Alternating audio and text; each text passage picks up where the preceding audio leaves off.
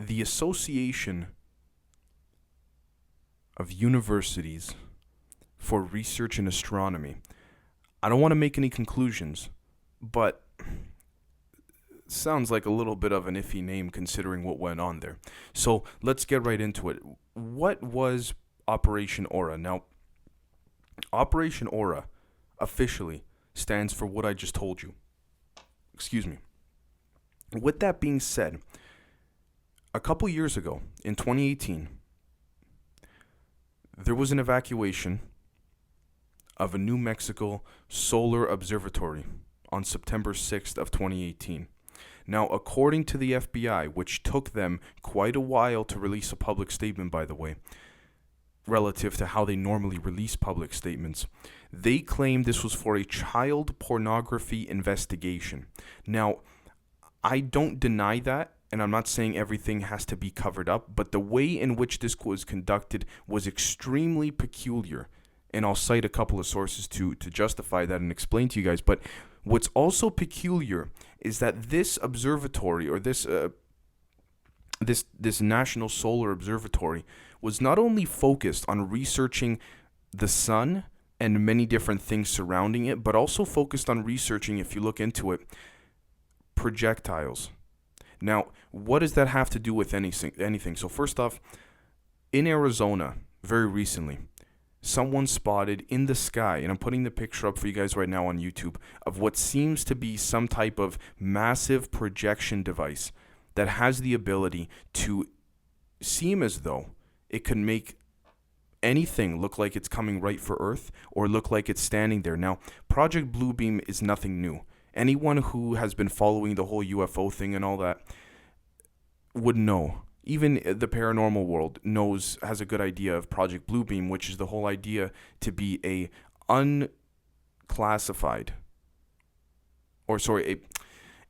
fully classified report that has leaked out in certain instances in the past, particularly in the 70s and 80s, where they've wanted to create a sort of mass hallucination of some type of alien invasion or some type of religious awakening or something like this, in order to further the agenda of things like one world governments and things like that. Now, I'm not going to get into that. That's more the political aspect. I try not to lean in that direction. But one thing is very interesting that I want to note. Now, according to thedrive.com, the site remains closed due to security issues, and no one can or will say what it is. It got to the point where even the secretaries had to evacuate. Now, they claim it was for a child pornography investigation, and they were looking for a particular laptop that held some very disturbing evidence of child pornography, but they didn't say who, they didn't say when, they didn't say why. Why is the town still closed? Why is the observatory still closed now? It's been 2 years, coming on to 3. Now, okay, fine, we can say that maybe it's still under investigation, maybe it ended. Ultimately, we don't really know. Because at one point they claimed it ended, at another point they claimed it was still ongoing. When a reporter asked an FBI official why the observatory is still closed, there's a few different reasons for this. Now, eyewitnesses have claimed to actually have seen military tanks and other things that have association with combat-like weaponry being driven into there in large trucks and things like that. Now, keep in mind as well, this is not particularly close to any city or town, if you will. This is in mountains and forests. Like, you have to go quite a little while to find this observatory, right? Now, the observatory is entirely caged off with what people claim to be fences, sensors to detect from many, many miles away if someone is coming or looks to be approaching or coming to that observatory. So something there is going on. Now, what I also want to refer to as well is and I'm putting it up on the screen right now, a strange plasma anomaly or evidence of a hologram-like device. Now, this is according to newsintact.com. So in addition to, by the way, this solar panel or some type of projectile device that seemed to have leaked out, what we're also noticing here is we're noticing another image that seems to be of extremely more powerful induction and significance that seems to play a part, particularly within the Arizona desert. that actually has a connection to this observatory. Now, we have little seepages and leaks all the time of energy weapons being tested, because with the public resources and the public technologies, we can see a little bit of what they're testing. But it's no secret that they like to test out in these deserts and all that, because of the fact that they don't want to be caught or anything like that. They want to keep it quiet. Now, why put an observatory there? There's many different reasons as to why that was placed there, because if you look into the history of it, there's documentation that discusses how they actually wanted to bring it closer in to a metropolitan area, but there were unknown forces behind the funding of this project of Operation Aura that allowed for a substantial move farther out. Now, okay, we can say that there may be geographical aspects to it that we don't understand, and maybe there's some legitimate reasoning, but the whole point is utilizing legitimate reasoning into creating this kind of concept that they would need to justify being all the way out there. It's very simple in that sense, so to speak. Now, if we look at the image of this alleged plasma anomaly or plasma device, so to speak, what we're going to find here is that the bright blue, according to newsintact.com, is about the same color as plasma, and it is possible that the light comes from rockets from the bottom of some type of capsule or encapsulating tube or device. Now, the strange thing about this sighting is that it cannot be explained by conventional means. This flash of light is very clearly not lightning, and it is a type of lightning bolt that has never been documented before. Now, what they mean here is that this may in fact be natural lightning, but it may be artificially curated or controlled. And there's a big difference there, because again, I just spoke recently, actually I don't know if I posted that episode yet, but about plasma weapons being able to utilize and harness the natural energy surrounding Earth. And there's many different ways that can go in that given direction. But we have to look at the big picture, and we have to step back and say, okay, what devices are being used? Why is it being used? We'll probably never find out the extent in which their advancement lies, because it's so secretive. But what we can find out is we can use the public record to help create a conversation that allows for some of this to be disclosed. Like, you're telling me that was really for a child pornography investigation? I mean, it could have been, but when you look at all the evidence over here, it tells a very different story. It really does. And all it really takes is for people to realize, where is this observatory, what is it studying? Where is it really connected to? It doesn't seem to be observing the sun. It doesn't seem to be doing things that would have the normal behavior of staffers within a small area like that would be corresponding to studying something like the sun, or even other planets for that matter.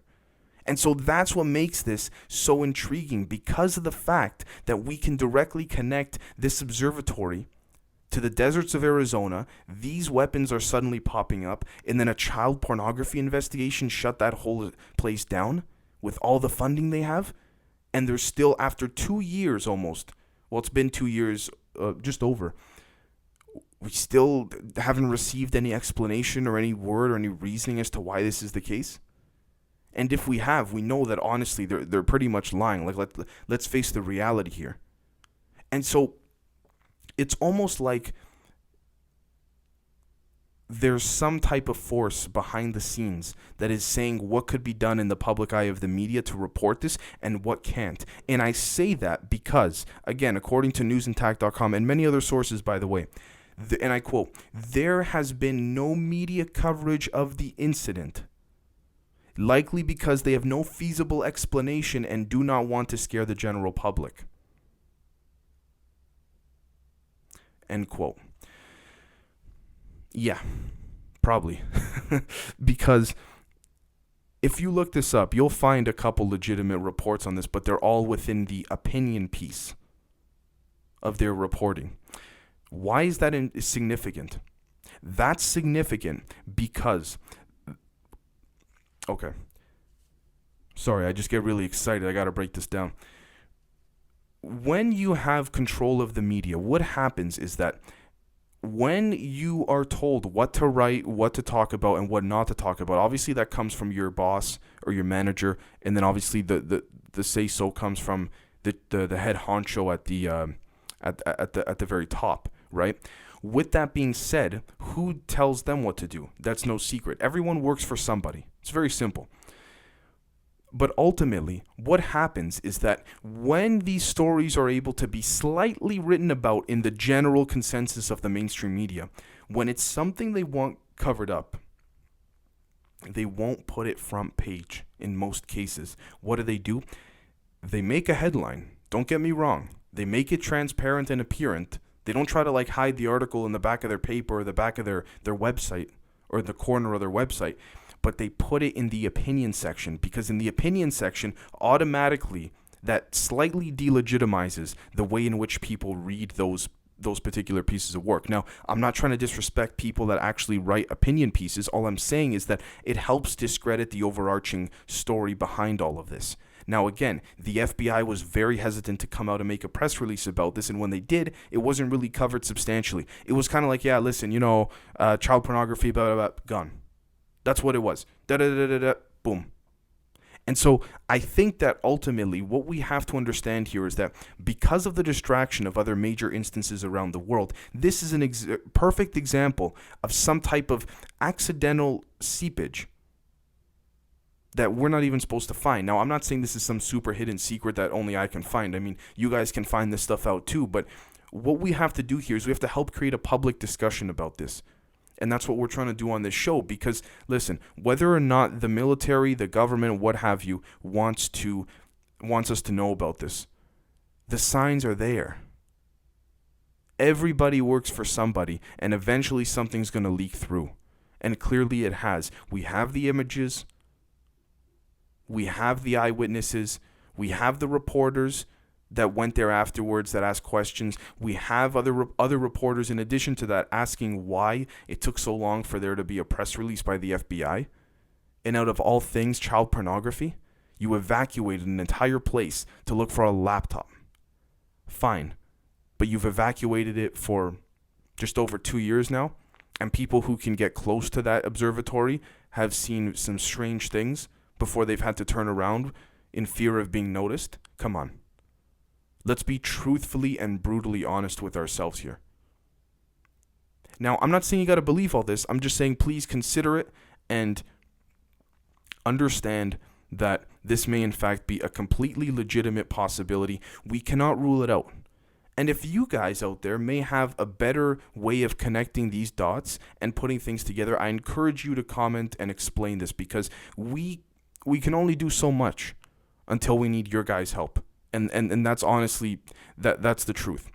So let me know what you guys think. It's extremely intriguing to see why this is still evacuated officially and why the FBI is so iffy to comment on it.